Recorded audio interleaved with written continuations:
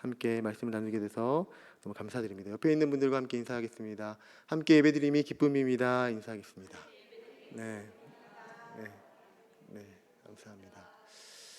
네, 방금 그리스 대학교의 생물학과 교수이면서 그린피스 자원 활동가로 활동하고 있는 리아 페사부디라는 교수가 있습니다.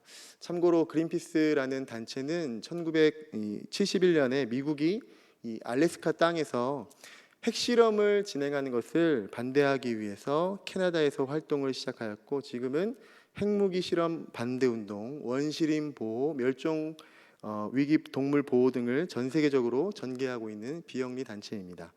이 페사부디 교수에 따르면 1760년도에 일어난 이 산업혁명 이후 발병한 신종 재발성 전염병 중 75%는 동물과 사람 간의 전염이 가능한 인수공통 바이러스라고 합니다. 여러분 잘 아시는 사스, 조류독감, 인플루엔자, 그리고 우리가 정말 힘들게 지나온 코로나19가 이 인수공통 이 바이러스에 포함되는데요. 산업혁명 이후 지구의 기후 변화는 급격하게 요동치고 있잖아요. 그렇죠? 이 기후 변화로 인해서 동물과 식물들의 서식지가 파괴되어 새로운 지역으로, 그러니까 원래 살던 곳에서 새로운 지역으로 이동하는 매개 동물들, 전염병을 옮기는 동물들이 새로운 지역으로 이동하는 것이 증가되었다고 이 교수는 경고합니다. 그러니까 인간이 자연에 무분별하게 개입하면 이 생물의 다양성이 감소하게 되죠. 여러분 혹시 생태계라는 말 들어보셨죠? 생태계가 무엇인가요? 생태계는 햇빛 광합성을 통해서 자라나는 식물들, 그리고 그 식물들을 먹고 사는 초식동물들, 이 초식동물들을 1차 소비자라고 합니다. 그리고 이 1차 소비자, 초식동물들을 먹고 사는 육식동물들이 있어요. 2차 소비자죠. 그리고 인간을 포함한 또 그 위에 3차 소비자가 있습니다. 여기 한 집단이 더 있는데 생산자 1차, 2차, 3차 소비자 말고 분해자라는 유기체 집단이 있어요. 생태계는 이 생산자 1차, 2차, 3차 소비자 그리고 분해자, 이 서클이 잘 유기적으로 돌아가야만 생태계가 운영이 되는 겁니다. 여기서 한 집단만이라도 문제가 생기면 전체 생태계에 문제가 발생하게 되죠. 예전에 혹시 기억하시죠? 퀴즈 탐험 신비의 세계라는 손범수 씨가 진행했던 TV 프로그램입니다. 저는 이제 항상 답답했던 것이 있는데, 육식동물이 초식동물들 중에서 특히 새끼들을 잡아먹을 때 왜 차를 타고 운전을 하면서 그 모습을 이제 그 찍는 카메라맨들과 기자들이 왜 저 죽어가는 새끼들을 위해서 도와주지 않는가? 그렇죠? 차로 쳐버리면 되잖아요, 그렇죠? 총으로 쏴버리면 되는데 왜 저 새끼들을, 죄송합니다, 저 동물의 이 뭐라 해야 될까요? 저 동물의 아기들을, 네, 죄송해요. 동물의 아기들을 도와주면 좋겠는데 왜 저렇게 찍고만 있는가라고 되게 답답했던 적이 있어요. 그런 저의 모습을 보시던 저희 아버지께서 동물의 세계가 유지되기 위해서는 사람이 개입하면 안 된다는 말씀을 그때 했던 게 기억이 나요. 사실 그때 어렸을 때는 잘 이해할 수 없었고, 이제 그 동물들이 불쌍해서 이제 눈물만 뚝뚝 흘렸었는데, 이제는 그 이유를 알죠. 초식동물 개체수가 증가하면 초원의 식물들이 남아나지 않고, 그래서 초식동물 1차 소비자들이 그렇죠, 죽게 되죠. 그렇게 되면은 초식동물들을 잡아먹는 2차 소비자들이 죽게 돼요. 또 3차 소비자들의 영향을 미치게 되는, 생태계가 유지될 수 없게 된다는 거죠. 이 자연에 대한 인간의 무분별한 개입은 아주 심각한 생태계의 유기적인 순환체계를 파괴하는 결과를 가져오게 되는데, 아마존 개척, 지금 굉장히 문제가 되고 있는, 지구의 허파라고 하고 있는, 할 수 있는 그 아마존을 개척하는 이 브라질 정부에 대해서 전 세계가 굉장히 불안해하고 있죠. 이 아마존 개척과 같이 자연 환경을 파괴하거나 지구 온난화에 의한 대기 온도 상승으로 빙하가 녹는 등의 환경 파괴는 그 서식지에 살던 동물들, 그 아마존에 살던 그 북극이나 남극에 살던 그 동물들이 옮기는 거죠. 옮기는 거예요, 자리를.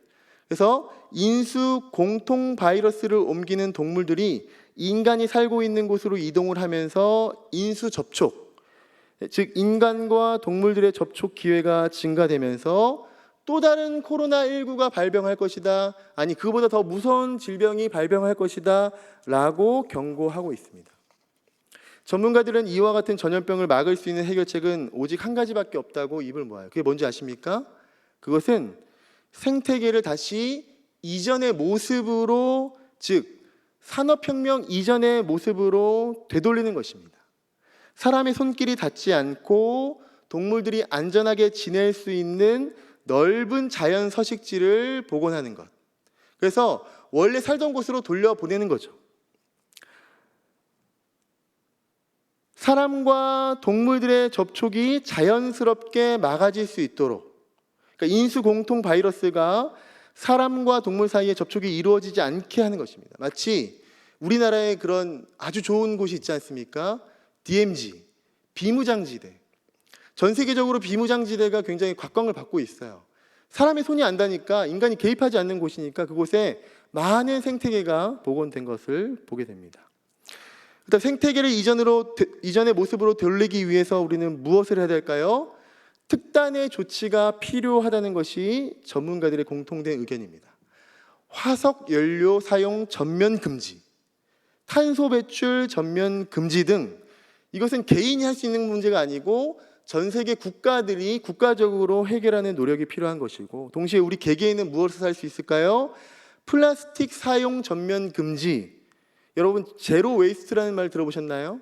우리가 사용하고 있는 일상의 생필품들이 모두가 다 쓰레기가 남는데 쓰레기가 없는 것들을 없게 하는 그런 노력들을 말하는 것입니다. 그런 노력들이 지금 즉시 시행되어야 한다고 전문가들은 소리를 높이고 있습니다.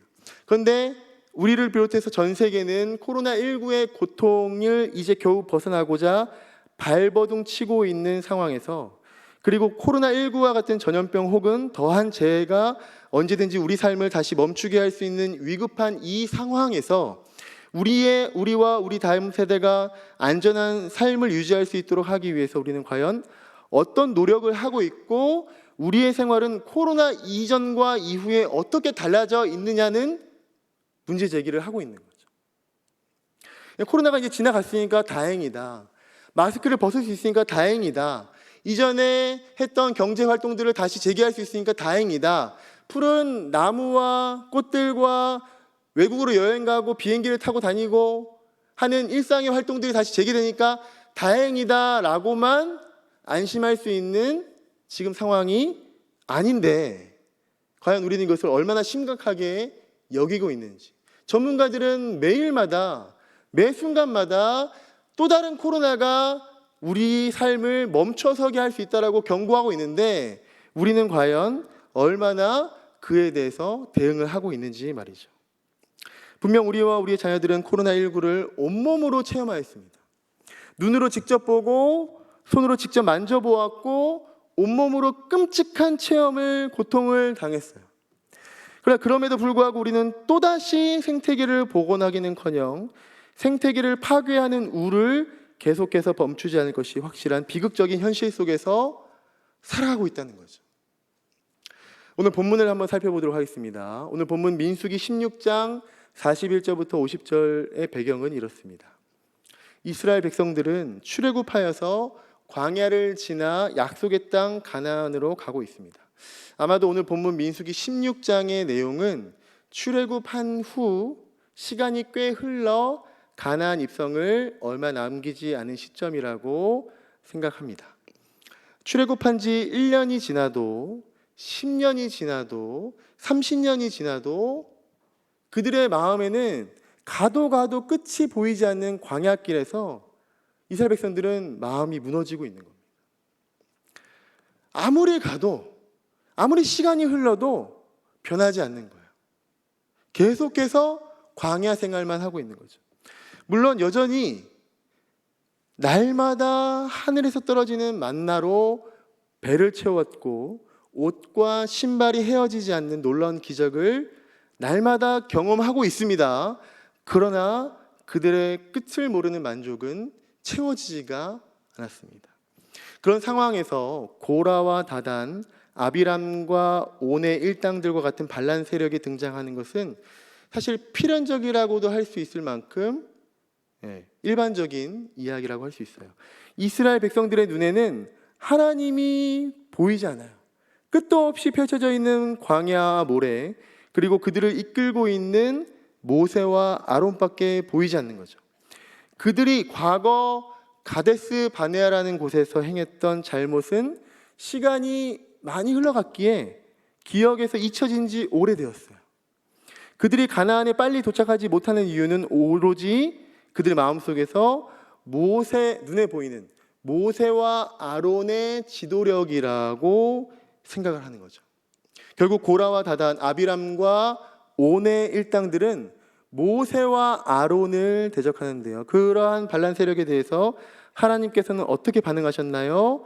오늘 본문 16장 31절을 살펴보면 그가 이 모든 말을 마치자마자 그들이 섰던 고라와 다단과 아비람과 온의 일당들, 가족들이 섰던 땅바닥이 갈라지니라.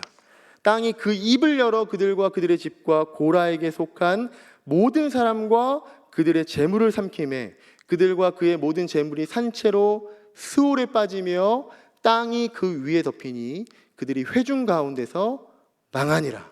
아멘. 여러분 믿어지십니까? 땅이 갈라져요. 그 위에 서 있던 사람들이 그 땅 속으로 다 파묻혀 죽는 거예요. 얼마나 무서운 하나님의 심판인지 모릅니다. 모세와 아론에게 반기를 들었던 고라와 다단과 아비람과 온은 물론 그들의 식구들까지 모조리 땅에 삼켜지는 심판을 받고 납니다. 그런데 여기서 끝이 아니에요. 34절을 보면 그 주위에 있는 온 이스라엘이 그들의 부르짖음을 듣고 도망하여 이르되 땅이 우리도 삼킬까 두렵다 하였고 여호와께로부터 불이 나와서 분향하는 250명을 불살라 죽여버리는 거예요. 무서운 심판이 지금 일어나고 있는 겁니다. 하나님의 진노의 심판이 반역자들에게만 미친 것이 아니라 하나님의 진노는 분향하는 사람들 250명에까지 심판이 이르는 거예요. 자, 왜 이렇게 하나님의 진노가 무서울까요? 왜 이렇게 피할 수 없는 하나님의 진노가 고라 일당들에게, 반역자들에게 임했을까요? 하나님의 진노가 고라 일당들에게 임한 것은 사실 단지 모세와 아론의 지도력에 대항했기 때문만은 아니라는 거예요. 자, 이스라엘 백성들이 광야에서 방황하고 있는 것은 어떤 이유 때문인가요? 모세와 아론이 제대로 지도하지 못해서 그런 건가요? 왜 이스라엘은 40년 동안 광야에서 방황하고 있는 건가요?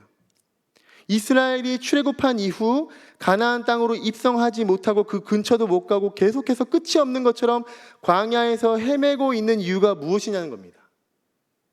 무엇이죠? 그들이 죄를 지었기에 하나님께서 명령하신 징벌의 기간이었기 때문이에요. 가데스 바네아에서 범한 그들의 잘못에 대해 하나님께서 40년의 징벌의 기간을 명하셨기 때문이지 모세와 아론의 지도력에 문제가 있어서는 아닙니다.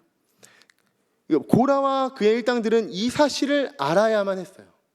모세와 아론의 문제가 아니라 하나님께서 40년을 광야에서 방황하기를 명령하셨기 때문에, 그러니까 고라와 그의 일당들은 지금 완전히 헛다리를 짚고 있는 거죠.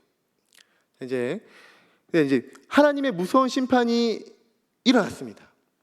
그리고 곧바로 하나님께서는 모세를 통하여 그러한 반역 행위에 대한 하나님의 심판을 기억하도록 기념물을 제작하게 하십니다. 40절을 보면 이스라엘 자손의 기념물이 되게 하였으니 이는 아론 자손이 아닌 다른 사람은 여호와 앞에 분향하러 가까이 오지 못하게 함이며 또 고라와 그의 무리와 같이 되지 않게 하기 위함이라.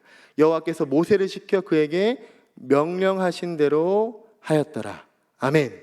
자, 하나님께서 지금 무엇을 명령하시는 거예요? 고라와 그 일당들이 반역해서 땅에 묻힌 이 사건을 기념하게 하는 기념물을 만들게 하신 겁니다. 왜요? 혹시라도 이스라엘 백성들이 다시는 이 고라 일당들과 같은 망령된 행동을 하지 않게 하시기 위해서, 그러니까 그들을 안전하게 보호하시기 위한 하나님의 마음이라고 할 수 있죠. 가데스 바네아에서 반역한 이스라엘 백성들을 바로 죽이시지 않으시고 40년 동안 광야에서 머물게 하신 이유도 동일한 맥락에서 설명할 수 있어요.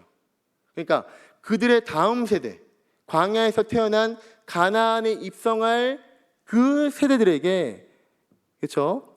하나님의 백성으로 살아갈 다음 세대들에게 교훈을 주기 위해서 그들의 부모는 하나님을 믿지 못하여 광야에서 죽어갔지만, 그러나 다음 세대는 부모의 이 광야에서 유리방황하는 모습을 반면교사 삼아 하나님만을 온전히 신뢰하라는 하나님의 마음이라고 할 수 있는 거죠.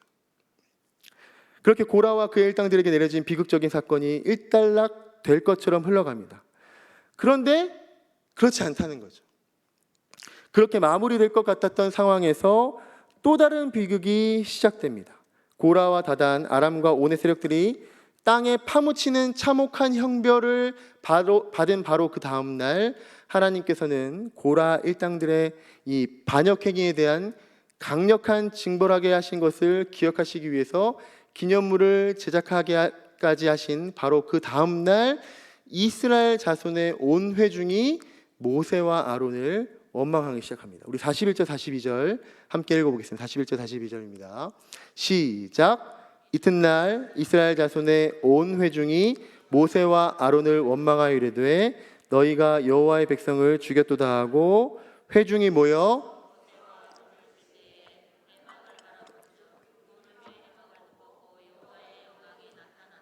아멘. 자, 이스라엘 회중들이 모세와 아론을 원망한 이유가 무엇이라고 41절에 기록하고 있나요? 너희가 여호와의 백성을 죽였다는 거예요. 자, 좀 전에 고라와 그의 일당들의 문제가 뭐라고 했죠? 고라와 그의 일당들은 지금 광야에서 가나안으로 입성하지 못하고 오랜 기간 동안 광야에서 방황하고 있는 이유가 하나님의 징벌의 기간이라는 사실을 전혀 인지하지 못하고 모세와 아론을 원망했어요. 모세와 아론의 문제가 아니라는 겁니다. 모세와 아론의 지도력에 문제가 있어서가 아니라 그들이 가나안에 입성하지 못하고 있는 이유는 하나님께서 정하신 징벌의 기간을 이스라엘 백성들이 광야에서 보내고 있었기 때문이에요. 그런데 그렇게 깨닫지 못하고 있었던 것은 비단 고라 일당 무리들만이 아니었던 거죠. 이스라엘 모든 회중들이 고라 일당의 무리와 같이 자신들이 광야에서 유리방황하는 이유가 무엇인지 전혀 모른 채 그냥 주어진 삶을 살아가고 헛된 꿈과 이 가나안에 입성할 거라는 헛된 비전을 품고 살고 있었고, 자신들의 그 꿈과 비전이 이루어질 가망이 보이지 않자 그것과는 전혀 상관없는 모세와 아론에 대한 불만이 쌓이기만 하고 있다가 아무런 반성 없이 자신들의 분노를 모세와 아론에게 쏟아붓고 있다는 것입니다. 이스라엘 백성들은 분명 고라와 그의 일당들이 무서운 비참한 심판을 당하는 모습을 보았어요. 그런데 아니, 어떻게 하나님의 그 무서운 심판을 눈으로 직접 보고서도 이스라엘 백성들은 또다시 고라 일당의 전철을 그대로 밟을 수 있을까? 여러분, 한나 아렌트라는 사람이 쓴 예루살렘의 아이히만이라는 책이 있습니다. 많은 사람들은 생각했어요. 수도 없이 많은 사람들을 죽인 독일의 나치당 사람들은 이 악마와 같은 모습일 것이다. 그렇지 않나요? 저도 어렸을 때 반공 교육을 철저하게 받아서 그런지 북한 사람들은 왠지 굉장히 무섭고 괴팍하고 상종 못할 사람들이라고 생각했던 적이 있었습니다. 그렇게 많은 사람들이 독일의 나치당 사람들은 악마와 같은 모습이라고 생각을 해왔었는데, 한나 아렌트라는 이 학자가 그들 나치당 사람들 역시 평범한 사람들일 뿐이라고 그의 책에서 주장하여서 서구 유럽에 큰 파장을 일으켰어요. 수많은 유대인들을 죽이는 계획을 세웠던 나치당의 중간 관리자 아이만이라는 인물을 연구하면서 당연히 수많은 사람을 죽인 아히만은 악마적인 인물일 것이라고 그런 선입견이 있었는데, 알고 보니까 대해 보니까 이 아히만은 개인적으로는 매우 친절하고 선량한 사람이었다는 거죠.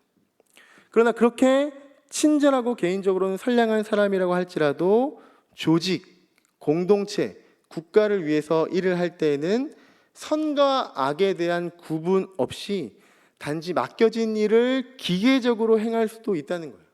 그러니까 자신의 결정에 따라 수많은 사람들이 살고 죽고 할지라도 조직을 위해, 공동체를 위해, 국가를 위해서는 단지 기계적인 결정을 내릴 수 있다는 겁니다.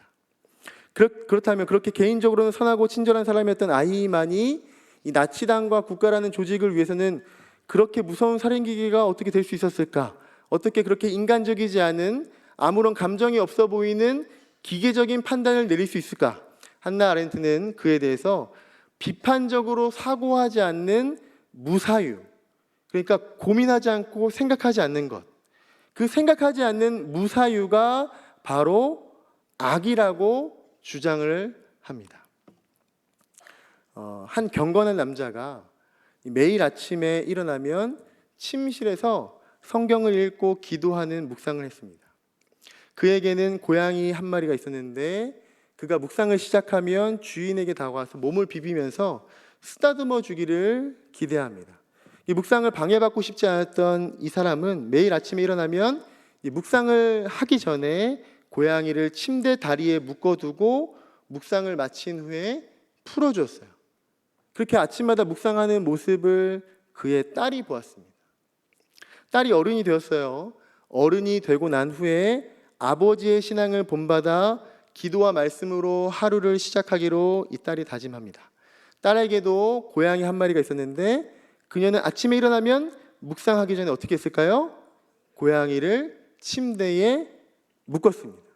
그런데 딸은 사실 왜 고양이를 침대 다리에 묶는지 몰랐습니다.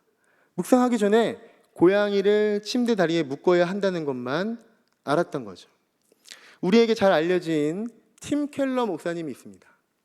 2022년도 다니엘 기도회에도 강사로 나오셨던 노진준 목사님이라는 분이 신학교를 다닐 때 이 팀 켈러 목사님에게 목회학에 대해서 수업을 들었다고 해요.